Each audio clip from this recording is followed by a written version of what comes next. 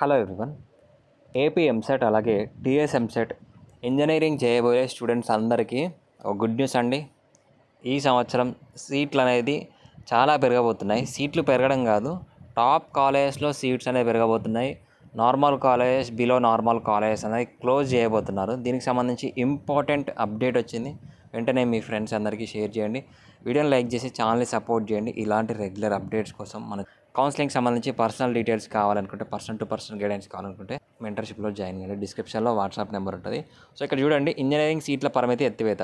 అంటే previous year వరకు ఏపీలో కానీ టీఎస్లో కానీ మనకి all India council of technical education all over India వైజ్గా కాలేజెస్లలో సీట్స్ అనేది మినిమం సీట్స్ అనేది ఒక బ్రాంచ్లో, సపోజ్ సిఎస్సి తీసుకున్నాం అనుకోండి, ఒక కాలేజ్ తీసుకున్నాం అనుకో, ఆ సిఎస్సి బ్రాంచ్లో 240 సీట్స్ అనేది మించిపోకూడదు.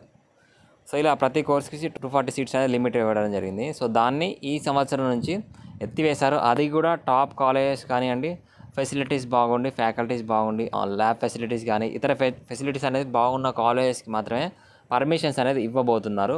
ర్యాంక్ వచ్చిన ప్రతి ఒక్క స్టూడెంట్ టాప్ కాలేజెస్లో సీట్ రావడానికి చూస్తారు. సీట్స్ అనేది ఇంక్రిమెంట్ చేసుకోవడానికి అవకాశం ఇచ్చారు కాబట్టి, సో వీలైనంత వరకు టాప్ కాలేజెస్లో కూడా సీట్ రావడానికి ఎక్కువ మంది స్టూడెంట్స్కి అవకాశం అయితే ఉంటుంది.